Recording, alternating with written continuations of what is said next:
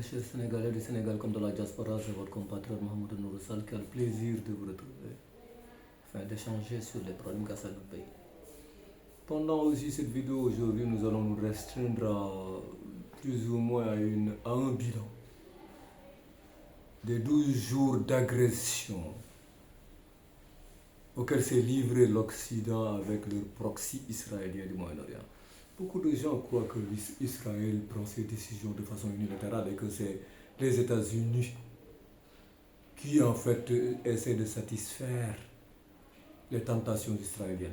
Alors que Israël, comme l'ont dit beaucoup de politiciens américains de par le passé, Kennedy, le président Kennedy en fait partie, même Biden l'avait dit en avant, qu'en fait Israël n'est qu'un porte-avions qu'on ne peut pas torpiller, qui est dans le Moyen-Orient. C'est le porte-avions américain qu'on ne peut pas couler et se trouve dans le Moyen-Orient.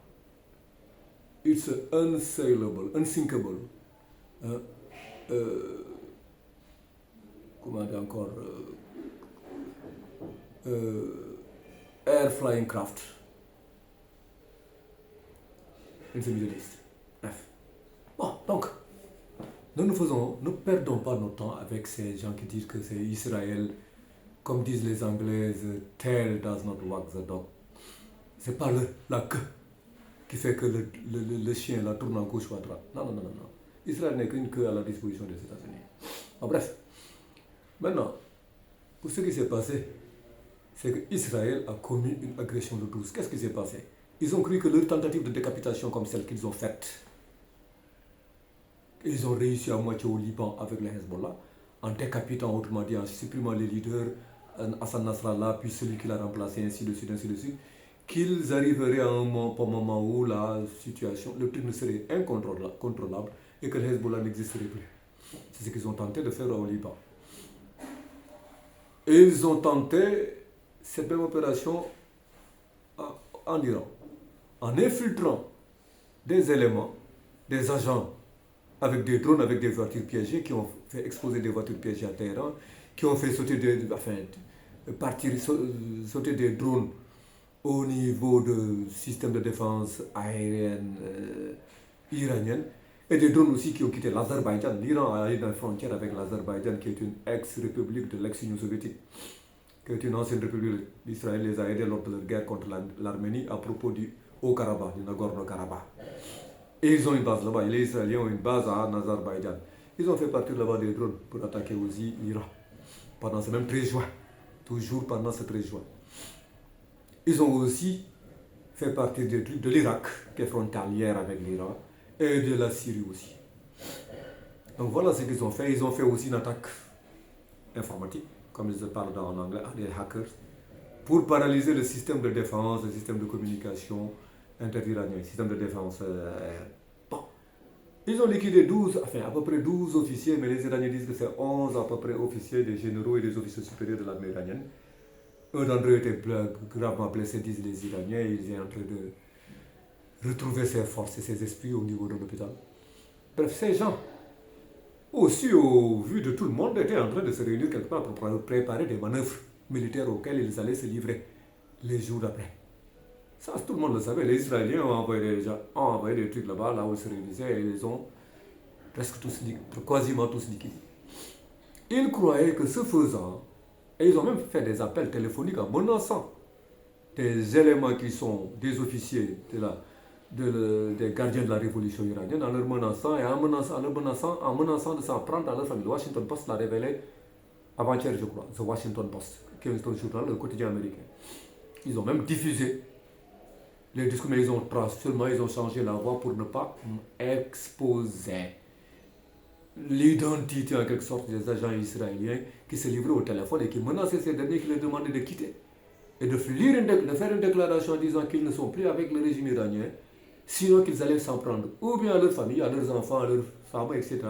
ou à eux-mêmes. Voilà donc ce qu'ils ont tenté de faire. Ils ont tenté de décapiter, ça n'a pas marché. Heureusement que les Iraniens se sont ressaisis le 13 même, qu'au bout de 8 heures de temps, qu'ils ont remis tout en place. Ils ont remplacé les officiers, les généraux qui étaient à la tête des différents trucs, les Al-Quds, les gardiens de la révolution, les généraux ont été remplacés, d'autres ont été nommés. Et le truc informatique, le contrôle du système informatique a été rétabli par les ingénieurs iraniens au bout de 8 heures de temps. Les réunions ont été faites, des ordres ont été suivis et des drones ont été d'abord, des drones et de vieux missiles ont été envoyés sur Israël pour inonder leur Iron Dome là, leur dôme de fer comme ils l'appellent, leur Iron Dome, leur Iron, je ne sais plus, Iron Sling, leur Iron Sea, je ne sais plus, et leur David Sling, front de David. Ça a été inondé. Et finalement, les Israéliens, au bout de quelques jours, étaient en train de vider beaucoup d'intercepteurs là, d'intercepteurs, de trucs aériens. Mais ils en ont perdu beaucoup. Ça n'a pas empêché que les Iraniens ont pu atteindre des cibles au niveau de l'Iran, surtout des cibles militaires. Ils faisaient des cibles militaires, mais comme les Iraniens, les Israéliens, du moins ceux dont ils accusent le Hamas, c'est ce qu'ils font. Ils logent leurs installations militaires, des camps militaires, des trucs de Mossad, au niveau de résidences civiles. Ce qui fait que si tu ne touches pas le truc, tu risques de toucher des résidences civiles, et avec la complicité de la presse occidentale, qui est la solde du gouvernement israélien, des juifs qui sont en Occident aussi, bon, ils vont faire la propagande, oui, ces gens-là s'en prennent à des civils, alors qu'eux, ils ont tué plus de 600 civils en Iran. Ils en ont blessé plus d'un millier pendant ces 12 jours. Alors que les Iraniens n'ont pas, je crois, en ont tué une cinquantaine. Bon, voilà ce qui s'est passé. Les Américains qui eux aussi avaient été séduits par l'action israélienne, le 13 juin, le président américain qui réagit en disant que oui, tous ceux qui jouaient au brave, là, au dur, là, lors des négociations, ils ne sont plus là, ils ont disparu. Autrement dit, les négociateurs qui négociaient concernant l'accord sur le nucléaire iranien, le renouvellement des JCPOA qui n'existait plus, Common Policy Agreement on Iran. Mais voilà, ce discours auquel il s'est livré, il a dit que nous demandons aux Iraniens de se rendre, autrement dit de procéder, de venir signer leur capitulation. Ce que les Iraniens, bien entendu, un peuple digne, ont refusé de faire. Ils ont réagi. Et finalement, le discours a changé dans le cas occidental. Finalement, il y avait même beaucoup de juifs, beaucoup de traîtres juifs là, qui étaient en Israël, qui s'enfuyaient vers Chypre, pour ceux qui avaient les moyens là, de gros moyens, les Richards là, vers Chypre, d'autres vers l'Égypte, d'autres vers la Jordanie, pour quitter Israël parce que c'était risqué de vivre là-bas. Ils ne pouvaient pas supporter ça, ils ne connaissaient pas. Israël n'a jamais vu les gens qui bombardaient leur capitale, Tel Aviv, qui a été bombardée, Tel Aviv qui a été bombardée, même la base de laquelle décollaient les F-35 israéliens. Une bonne partie de cette base a été touchée par des missiles iraniens. Et même le port de Haïfa, qui est le plus grand port, semble-t-il, de la ville de Haïfa, qui est le plus grand port d'Israël, a été pratiquement détruit.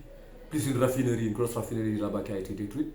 Même à Ashdod, la ville que les Iraniens ont ciblée récemment, je crois, avant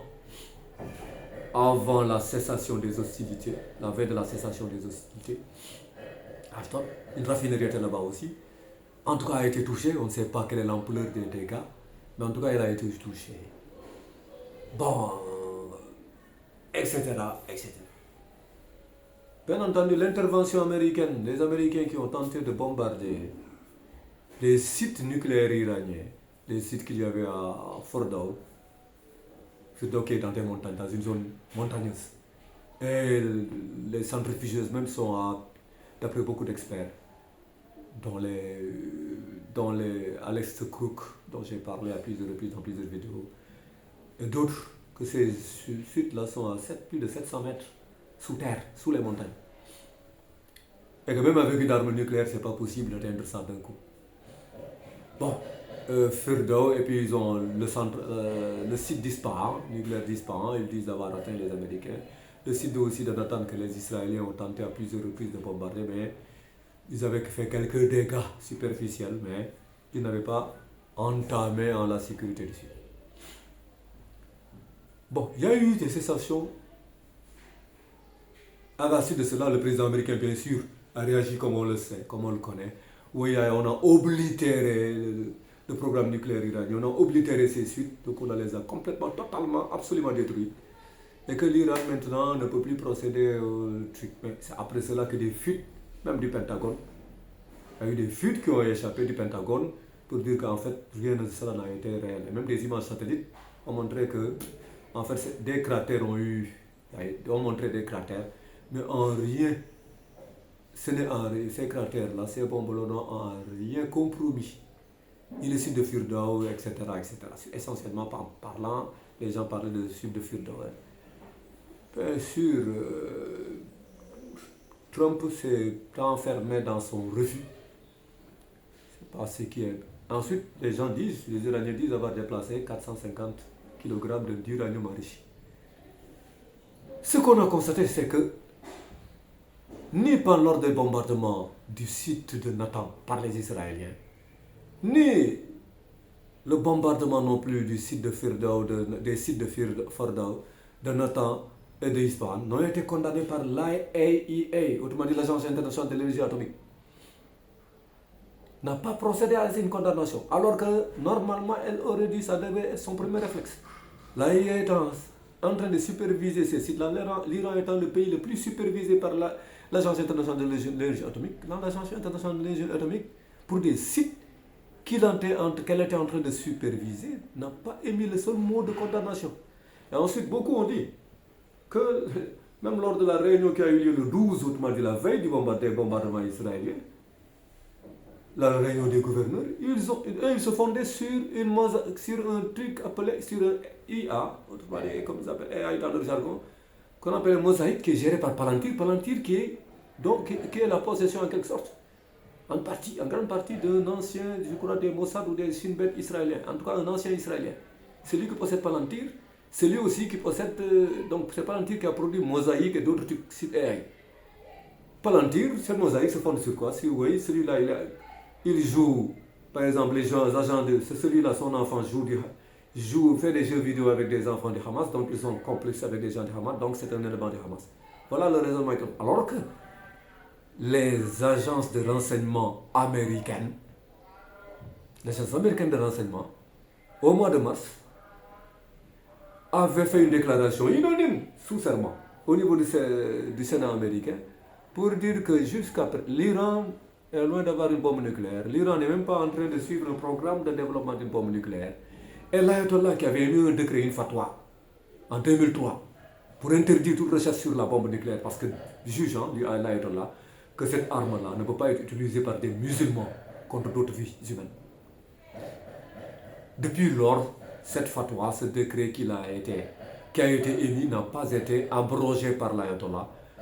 Donc, l'IC, comme ils disent, l'Intelligence Committee, que dirigeait Tulsi Gabbard, devant le Sénat, sous serment, avait dit que l'Iran est loin d'avoir la bombe atomique.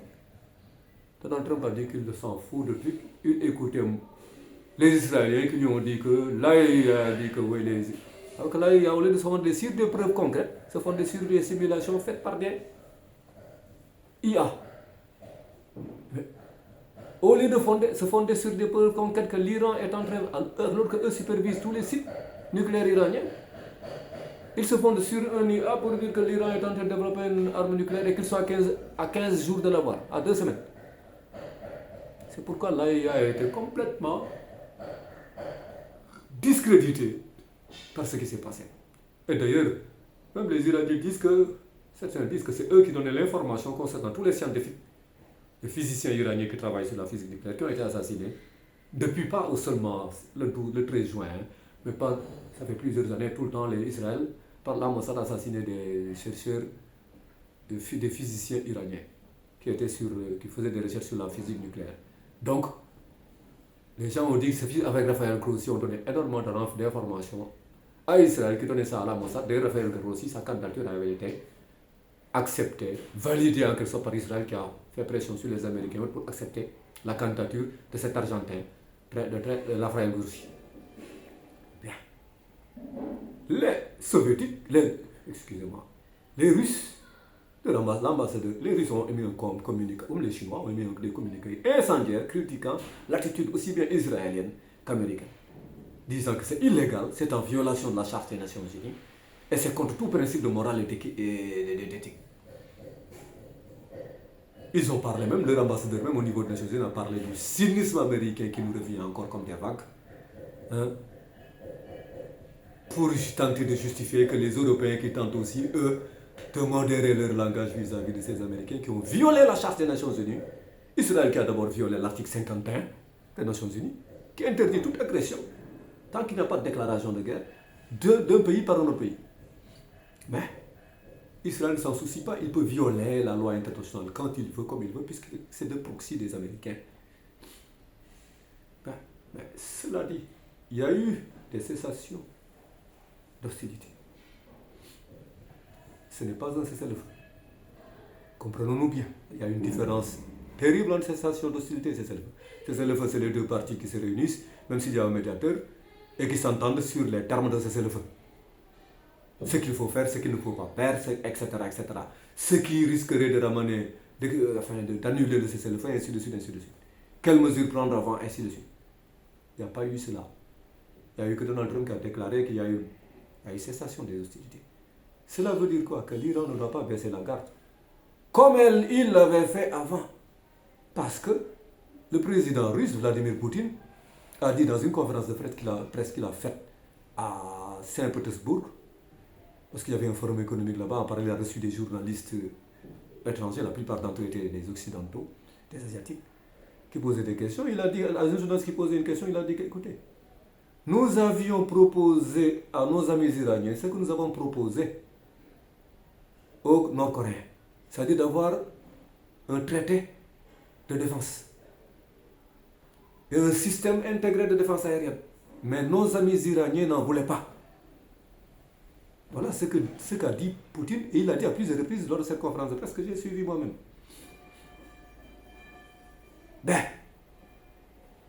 Donc les Iraniens ont fait preuve, parce que les Iraniens étaient naïfs, croyant qu'ils pouvaient se réconcilier avec les Américains. Ils étaient en train de vouloir faire des négociations avec les Américains, croyant qu'ils pouvaient, que les Américains étaient amène qu'ils pouvaient s'entendre avec les Américains et maintenant avoir la levée des sanctions, etc. Donc, ce président Pezeshkian, qui est le nouveau président iranien, qui a succédé après des élections au président Raïssi, qui est mort lors d'un accident mystérieux, louche, dans un hélicoptère américain, lorsqu'il était parti faire une visite dans une zone iranienne. Son avion d'hélicoptère est tombé dans une des montagnes, et puis après quelque temps, les Iraniens ont organisé des élections pour lui succéder. Ça m'a étonné d'ailleurs que des libéraux, comme les Pezeshkian, qu'on ait permis, que le Conseil des gardiens de la Révolution ait permis, le Conseil national de sécurité ait permis de valider leur candidature. Parce que je me disais, c'est des libéraux, ils sont donc trop proches des Occidentaux pour qu'on puisse leur faire confiance. Parce qu'une révolution, si elle a lieu, elle doit être protégée.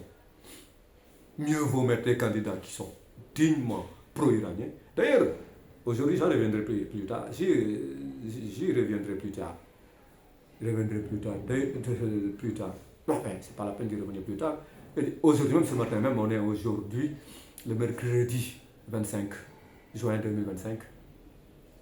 Il a dit que oui, ils vont continuer quand même les négociations pour s'entendre avec les Américains. Après tout ce que les Américains ont fait. Après tous les coups de trahison dont ils ont parlé. Les Américains qui les ont trahis, pendant qu'ils négociaient avec eux, qu'ils disaient que le dimanche suivant, autrement dit le dimanche 15, qu'il devait y avoir même des négociations avec les Iraniens. C'est Trump qui disait ça. Pendant ce temps, il voulait seulement faire que les Iraniens ne soient pas prudents. Et le lendemain, les Israéliens ont procédé à leur bombardement, où ils ont tué beaucoup de généraux iraniens et des physiciens qui faisaient de la recherche sur les bombes nucléaires. Comment négocier avec des gens là? C'est Pezeshkian qui l'a dit aujourd'hui dans un journal. Je l'ai pris, ces propos, je les ai pris de Alastair Crooks, qui faisait une interview avec Dialogue Wars, à la chaîne internet Dialogue Wars, avec Nina Akouf, qui est un Brésilien d'origine iranienne. Bref.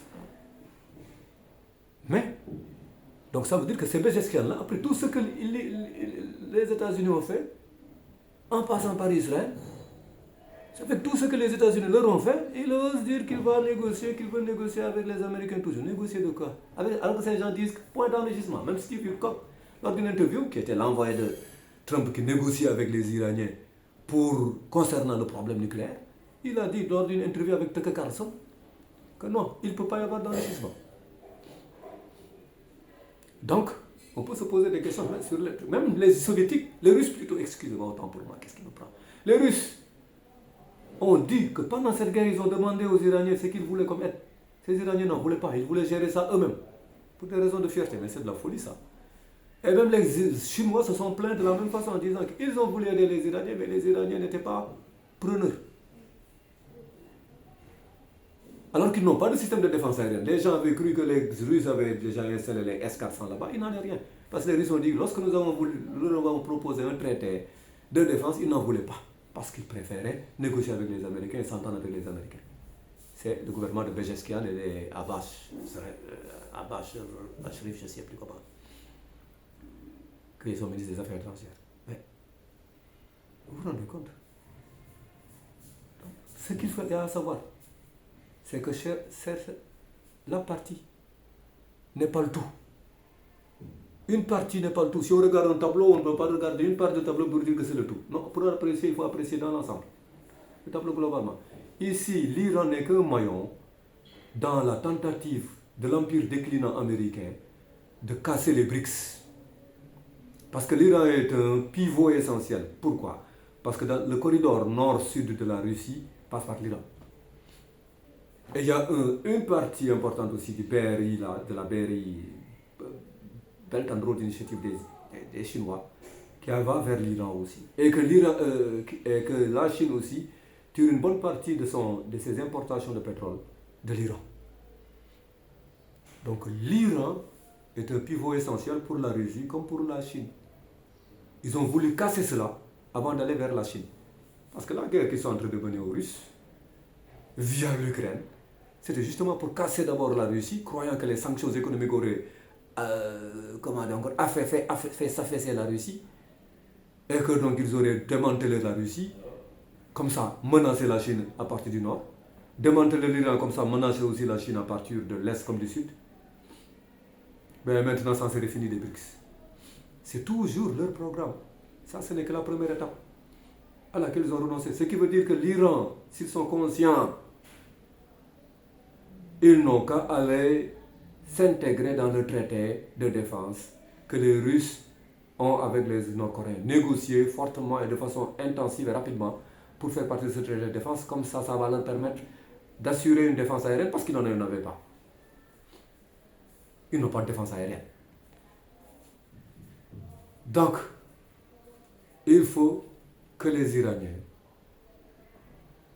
vite se débarrassent de leur complexe et aillent négocier avec les Russes et avec les trucs, et qu'ils sachent qu'ils font partie des BRICS et non pas qu'ils ne font pas partie du truc occidental.